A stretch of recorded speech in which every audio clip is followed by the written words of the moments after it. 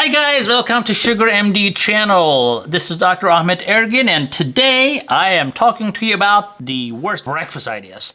Now, when I'm at the clinic, I see my patients with those beautiful Dexcom and Libre results, and their blood sugars are always spiking after breakfast. And I always ask the question, what do you eat? Well, I'll tell you what they eat and why that happens. Let's get started.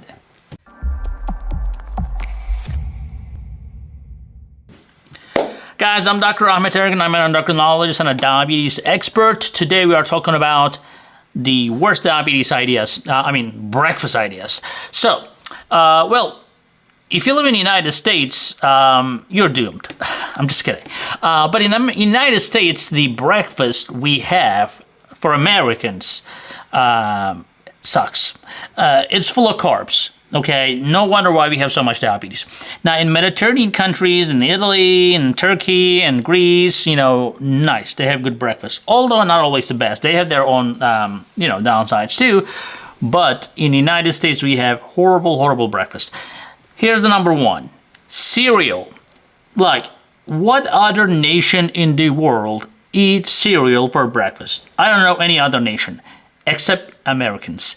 And I don't know who invented the cereal, but it's the worst invention ever. So they can claim whatever they want on the advertisement, heart healthy, this healthy, that healthy. They're not healthy for you. They're full of carbs. They spike your blood sugar very fast. There is no medication that can hold your blood sugar down when you eat cereal, my friend. Even if insulin. When I give you insulin, that thing starts working in like 15-20 minutes and it peaks in 90 minutes, even the fast-acting insulin. When you eat cereal, your blood sugar is already up like at the max in 15-20 minutes. So by the time the insulin kicks in, your cereal is already spiked you. So game is over. Done. So by eating cereal, you cannot really help it unless you want to take your insulin like 45 minutes before and risk for going low before having your cereal. But you don't want to play these risky games. So cereal is out. What can you do? If you're not gonna have cereal, well, you can have chia pudding. Okay, so you can soak some chia pudding in some nice milk overnight. That's gonna be, and put some fresh fruit in there. It's gonna be awesome. You can do the same thing for oats. You can soak oats, or you can do like not the quick ones, not the quick oats or rolled oats. You want to go for steel cut oats. You can use a pressure cooker. You can use soaking overnight, and you can use some fresh fruit on top, and there you go. You have a delicious breakfast that's like way, way better than your cereal. Number two, I would say your flavored yogurts. I always tell people eat yogurt, and they always go pick up the worst yogurt on the shelf.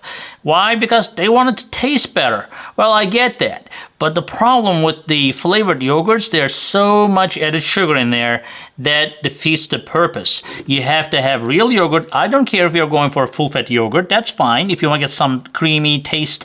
But you want to make sure that you put real fruit on top of the yogurt if you cannot handle normal yogurt.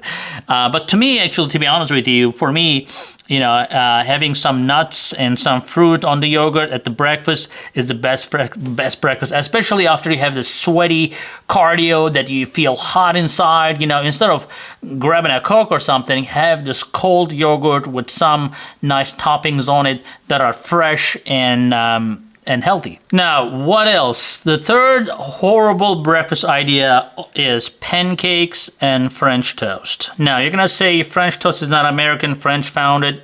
You know what? Actually, French toast that the French make is a little different than what we do in the United States.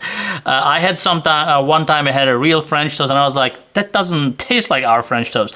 But the bottom line is French toast and the pancakes are just fully carbs. And on top of that, what we do, we add some syrup on top of it, some honey, you name it.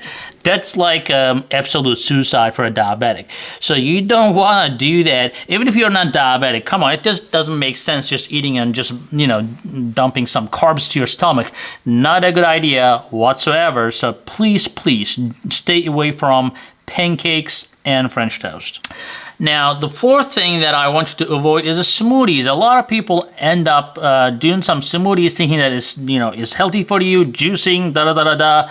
Well, it adds up. So when you start adding this banana in there, you start adding some other, God knows what you're doing in those smoothies. But when you mix and blend some things, you just don't even see what you're eating.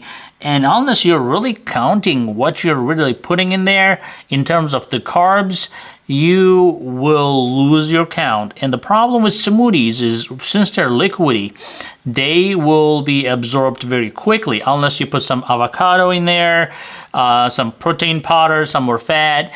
That will slow the absorption. But anything that's liquid is absorbed fast, and you want the breakfast to hold you longer. So it's better to have some hearty, solid food at your breakfast than just having some juice.